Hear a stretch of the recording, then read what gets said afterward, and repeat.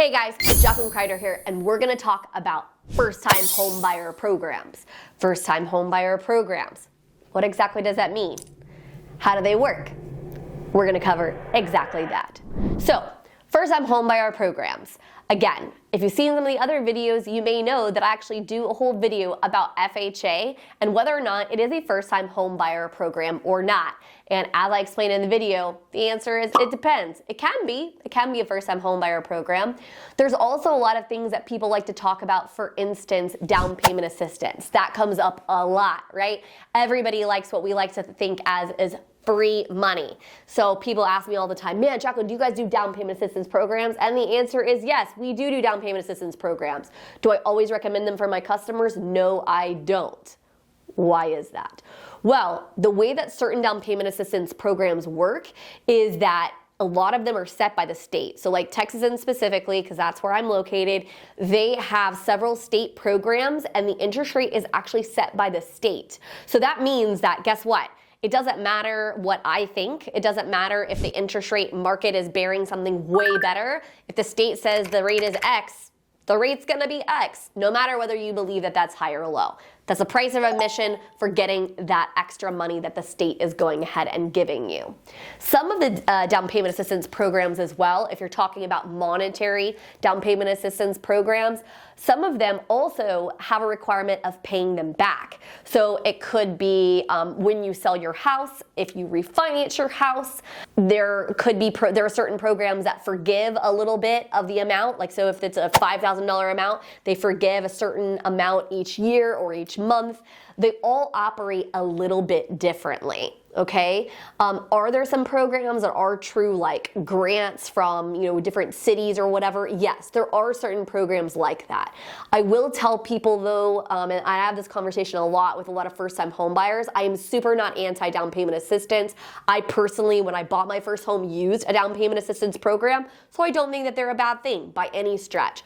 But a lot of times, if you're in a really good financial position, you've got lots of cash in your account, etc., you may not want to accept that higher interest rate potentially for that money because it could actually not end up playing out in your favor, okay? So just things to consider. I'm not saying use it. I'm not saying don't use it. I'm saying make sure, again, you know me, educate, educate, educate. Make sure you understand all of the details surrounding it, okay? You want to go in eyes wide open, make a good decision for you and your family. That is the goal. And so what I'm trying to say is just make sure that you educate yourself. Okay. Other things about first-time home buyers. So a lot of people say, well, this is confusing. How the heck do I pick what kind of loan I'm going to do? I'm going to give you the high level, the basics on how we sort of determine who should go with what product to give you kind of a baseline idea. But there's lots and lots of specific details. And so again, I'm going to refer you to please, please, please find that professional you feel comfortable with to go over some of these kinds of questions to make sure that you're picking the right program for that first-time home buyer experience. Okay, so FHA.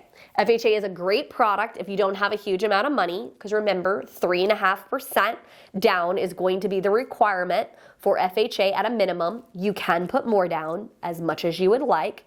It also tends to be a good program for somebody whose credit is maybe less than perfect. Okay, that's a good factor there. So somebody maybe whose credit isn't quite the perfect scenario. That is typically a good option. Another thing with FHA we look at is somebody who might have a higher, what we like to call back-end ratio. And you're saying, what the heck is a back-end ratio? It's dealing with your debt. Okay, how much debt do you have? If you happen to have a decent amount of debt, then that sometimes can be a good choice. It's important to note any community property state, Texas happens to be one of those, even if your spouse isn't on that loan, on FHA, any government loan, FHA, USDA, VA, we're going to have to count the debt of the spouse against you on those loans, okay? So that's kind of what I would say about FHA, conventional loan product. That usually will have a minimum down payment of 3 to 5%. It depends on if you qualify for the 3% down conventional product. Not everybody does, so just be advised. So it's 3 or 5% as a minimum. Again, you can always pay more. It's perfectly fine. But this program typically tends to be good for people who are a higher credit score kind of a requirement, because likely you're not going to have as much private mortgage insurance, things like that. So that tends to be a good product sometimes for people like that. Or even if you have a lower credit score, but you're putting a bunch of money down. So maybe your credit score is less than perfect, but guess what? I've got 20, 25, 30% to put down. Still, conventional may be a very good choice for you in that particular scenario. VA.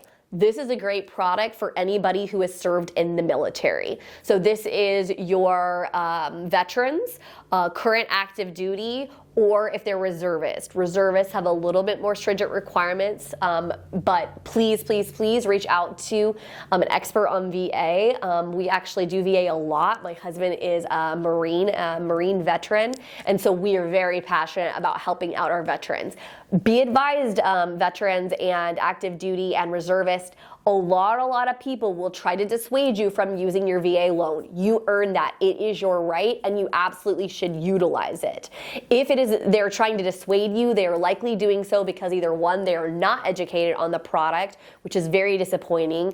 Two, there's some reason they don't want to do it. For instance, they think it's going to be more challenging, etc. Shame on them. It's an excellent product. I have that on my current home right now, right? It is a great, great, great product. So please, please, please. The reason that VA is so great, veterans, is that you can go to 100% financing. So you do not have a minimum amount to put down as far as down payment is concerned. And if you happen to be disabled at all from the military, even if it is 0%, you do not have to pay any funding fee. So that's great. Private mortgage insurance, that typical insurance you've got, if 80% or more owed on that property, you don't have that at all. Not required, doesn't happen on VA. So it's really, really, really nice, okay? So be advised that that is what a really great first-time homebuyer program would be for somebody who is in the military, either current or past military. Another great loan program as a first-timer would be USDA. USDA is only allowed in properties that USDA deems rural. They actually have a website. You can go plug in an address, and as crazy as it sounds, there can be houses across the street from one another that one is USDA eligible and the other is not. They do change the lines. I want to say it's annually. Do not quote me on that. It's been a minute since I've looked at how often they do change them. They're allowed to change them whenever they want, though, obviously, and that is what determines if you can utilize that loan. Why is that a good loan product? Well, you, again, can go to 100%, similar to VA, so 100% loan to value, which is great news. So there is no minimum down payment when it comes to USDA. So you don't exactly have private mortgage insurance, but you do have this small monthly amount. It is, however, substantially smaller than, let's say, conventional PMI or FHA PMI. And again, remind yourselves, PMI stands for private mortgage insurance, okay? So that is a great loan program as well. So, and then there's also other programs for first timers. Maybe you're a first timer and you happen to be self-employed. You don't have regular income that's easily reportable, and so maybe you've got lots of money coming in your bank account, but guess what? You really can't prove that from a tax return basis. We've got products for you that will work well. There's bank statement products and things like that. Typically, those may require a decent amount more down because you're not proving quite as much, right? But still great products as well. So I would say that those are kind of the biggest products, really, like FHA, VA, USDA, conventional. Those are your typical first-time home buying products, as well as DTPA, down payment assistance programs. They tend to layer with those products. Is it occasionally that you might find like some small local company that does their own specific first-time homebuyer product? Yes, there is occasion where that does happen, okay? But as a general rule, industry-wide, those are gonna be your main products. So hopefully this was helpful to kind of explain to you first-time homebuying products and maybe what you can utilize in your search. Again, I will stress to you, please, please, please go and speak to an expert. They will help you navigate that. This is supposed to help you, give you that information to kind of get it in your head and kind of get your feet wet on this process.